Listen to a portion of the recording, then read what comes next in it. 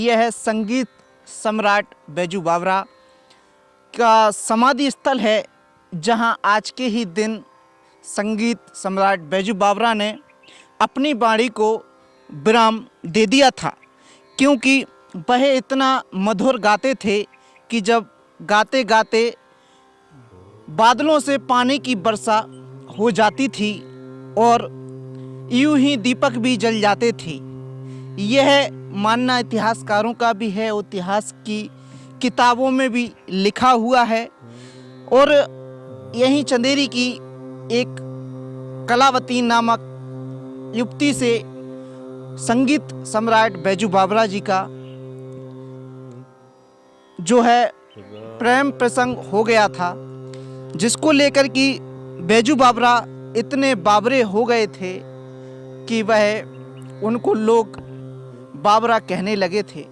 चंदेरी के इतिहास से जुड़ी और भी कई दास्ताएं हैं और कहानियां भी हैं, जो हम यहाँ के गाइड हैं उनसे भी जानेंगे।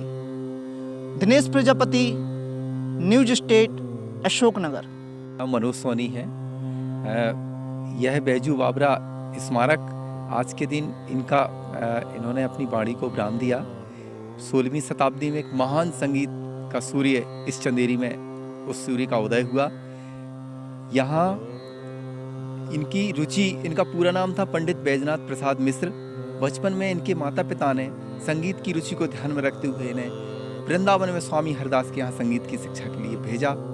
तदुपरांत युवावस्था में ये शिक्षा पूरी ग्रहण करने के बाद चंदेरी वापस आए तो यहाँ एक कला नाम की सुंदर नृत्यांगना थी और ये गाते थे और वो नृत्य करती थी। धीरे धीरे इनमें प्रेम प्रसंग हुआ और ये इतना चरम पे पहुँचा कि इनकी उस समय जातिवाद चरम पे था, तो शादी इनकी हो ना सकी और उसी की याद में ये बावरे हो गए। ये संगीत के लिए बावरे थे, प्रेम के लिए बावरे थे और दोनों का एक संगम मिला के इनको उस चरम पर ले गया, जिसे इन्हें संगीत सूर्य की उपाधि दी गई। क्या किस्से हैं ग्वालियर से जुड़े? तानसेन इनके समकक्ष गुरु भाई रहे हैं। इन्हें जब ग्वालियर की महारानी मृगनयनी ने संगीत की शिक्षा के लिए इन्हें बुलाया, तब इन्होंने महारानी से कहा कि आपने कैसे पहचान लिया कि हम बहुत बड़े गाने वाले हैं, यद्यपि हमारी कहीं कोई प्रतियोगिता आयोजित नहीं हुई। तब आगरा से तानसेन को बुलाया। तानसेन और बैजू बावरा ये एक ही गुरु के शिष्य थे, क्योंकि तानसेन ने अकबर के दरबार में दीन इलाही धर्म स्वीकार करके और उनके गुणगान गाने लगे।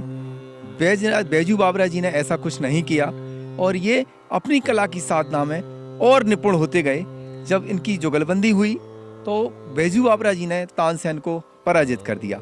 तदुपरांत यहाँ पुरस्कार के स्वरूप में जब बैजू बावरा जी से कहा तो उन्होंने सोना चांदी जमीन जायदाद ना मांग करके तानसेन का जीवन मांग लिया और ये वापस फिर इन्हीं जंगलों में आए और आज के ही दिन उन्होंने अपनी वाणी को विराम दिया। अच्छा, पानी की जो बरसात हो जाती थी या दीप जल जाते थे, इनके बहुत रागनियाँ इन्होंने जन्म दिया, जिसमें राग तोहड़ी है, बसंत बहार है।